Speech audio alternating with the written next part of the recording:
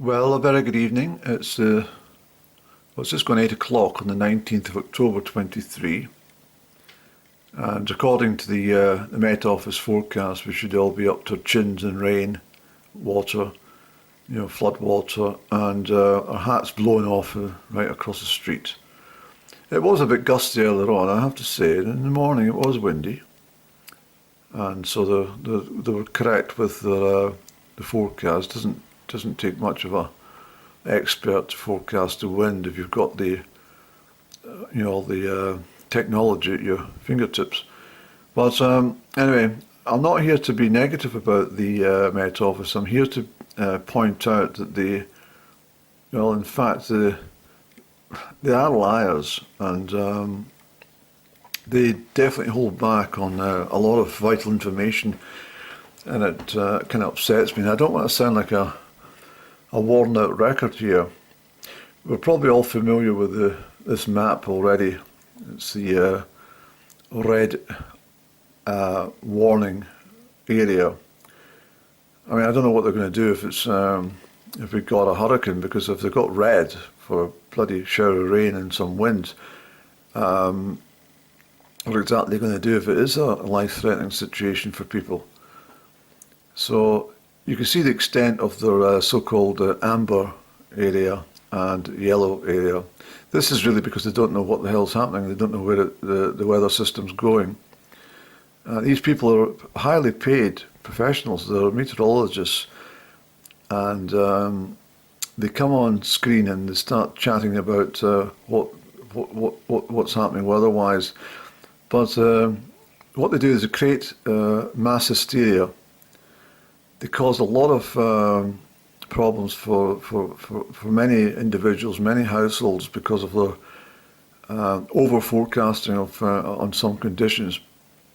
I mean, if you're flooded out, fair enough. I mean, it's not really a very nice experience, but in all probability, you're probably in a house that's been flooded before.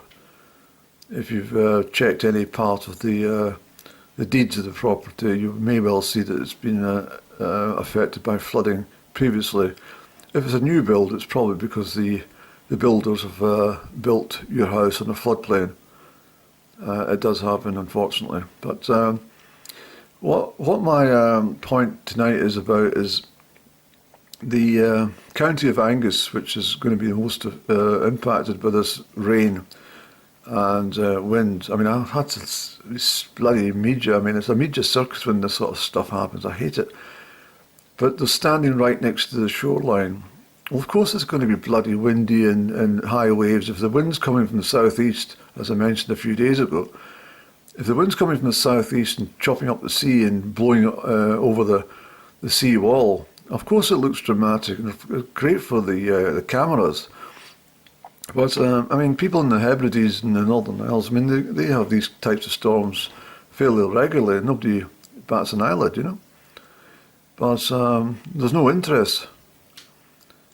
But what I'm going to say is the Angus County is probably the driest region in the whole of the United Kingdom, away from East Anglia and perhaps Norfolk and East Lincolnshire.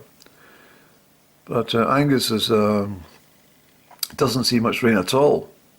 If you live in the East Coast, in fact, Dundee is one of the driest cities in the whole of the United Kingdom, believe it or not. But so up in the areas of like Forth and Kirriemuir and up towards Edsall and stuff, they don't see much rain. It's agricultural land, and and there is some mountainous areas to the north of Angus as you go into South Aberdeenshire and over to Deeside and Speyside. But what I'm saying is that the rivers, you know how low the rivers have been. Well, everybody else has had deluges of rain, and now all the rivers in the centre of Scotland and the west of Scotland are now up to a reasonable level once more. And but it's not happened in the East Coast. They've escaped most of the rains in the last couple of years. So this is nature's business.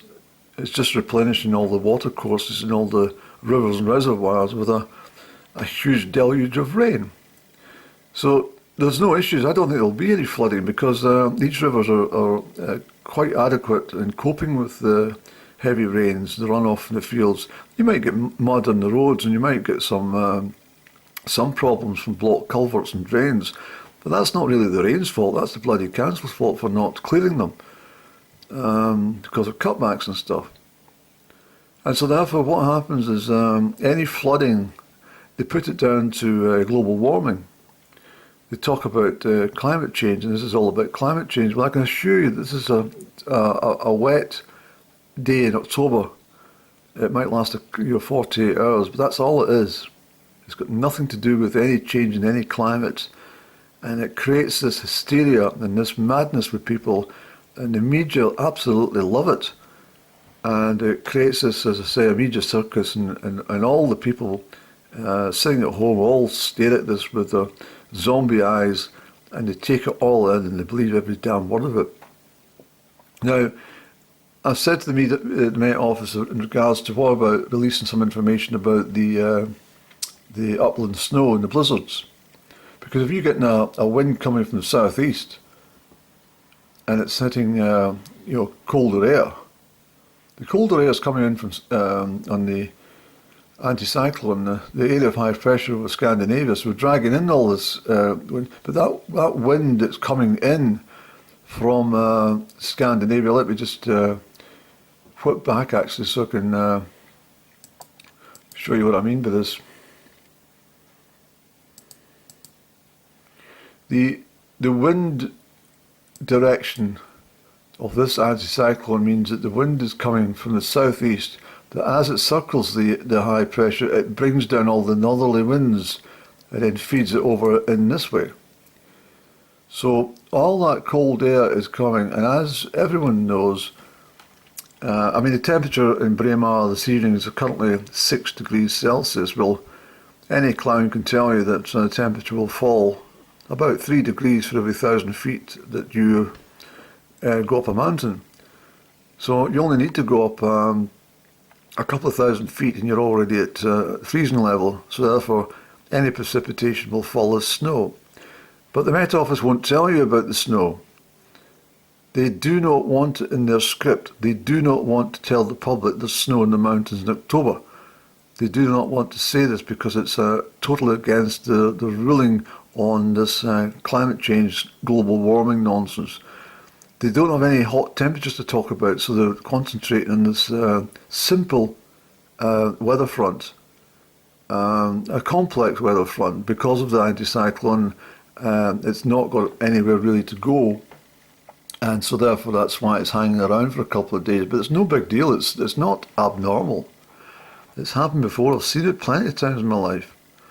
Now what happens is this snow that's accumulating on the mountains in October, well, there's nothing unusual about that either, given the extent of the rains. The fact is cold air, there'll be blizzards in the Cairngorms and also the upland areas of Glen Esk and Glen Clover and all the mountain ranges over towards Glen Tilt and stuff, over towards Community and the likes.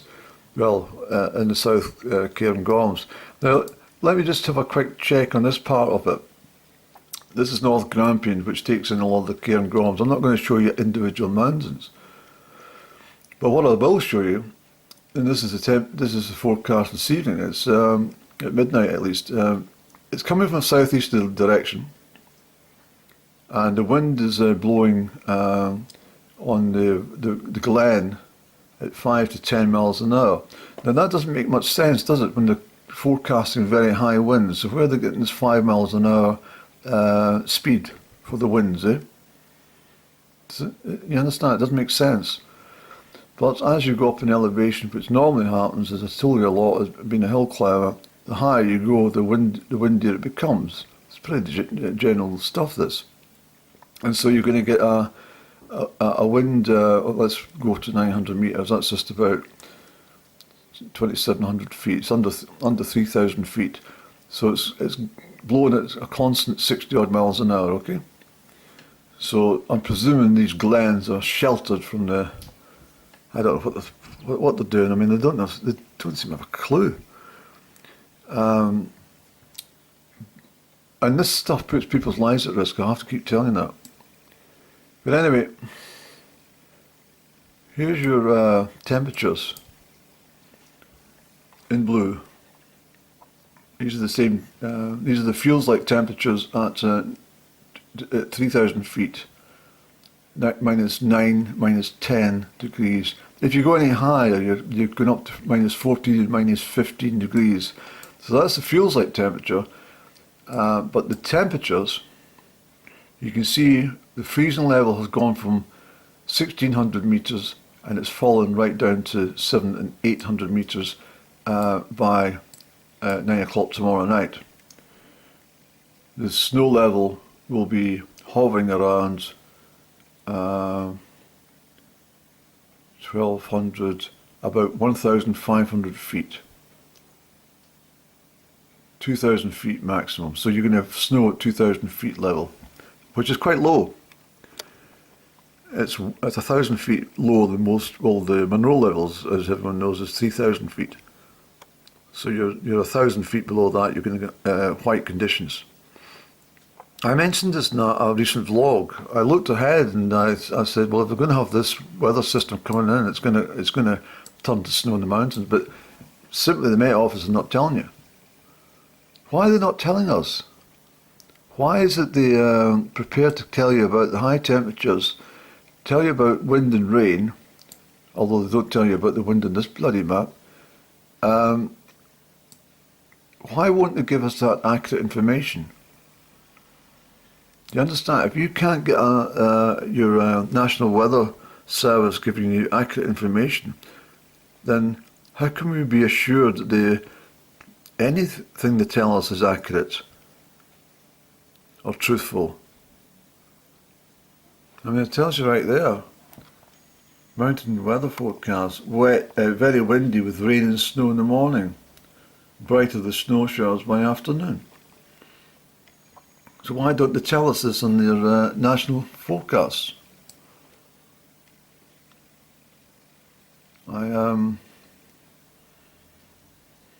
I suspect very much that their argument is that Hal Ewan lives up in the top, up in the mountains, but that doesn't matter.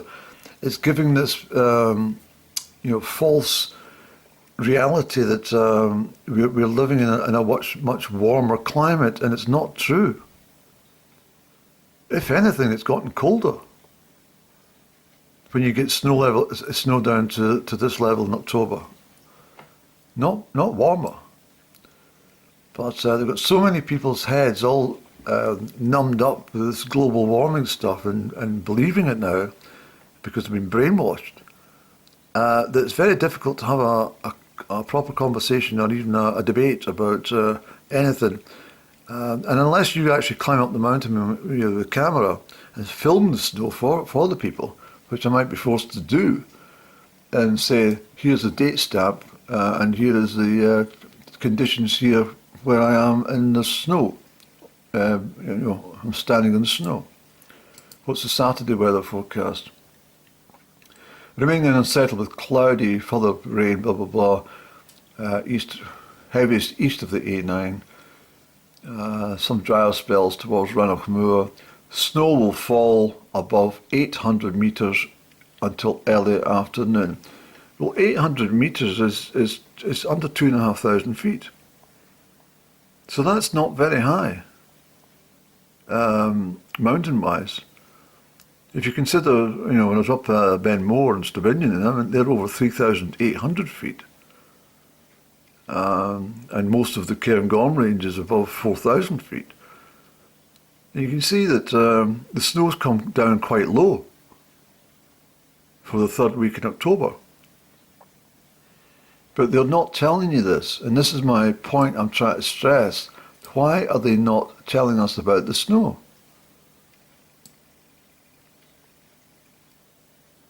They will not tell the people that there's snow in Scotland because they have a hidden agenda.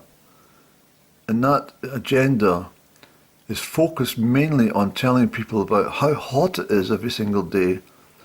Or if it's not hot, then how wet it's going to be because of climate change, or how windy it's going to be, because it's very unusual to have wind in October in Scotland. Again, I rest my case.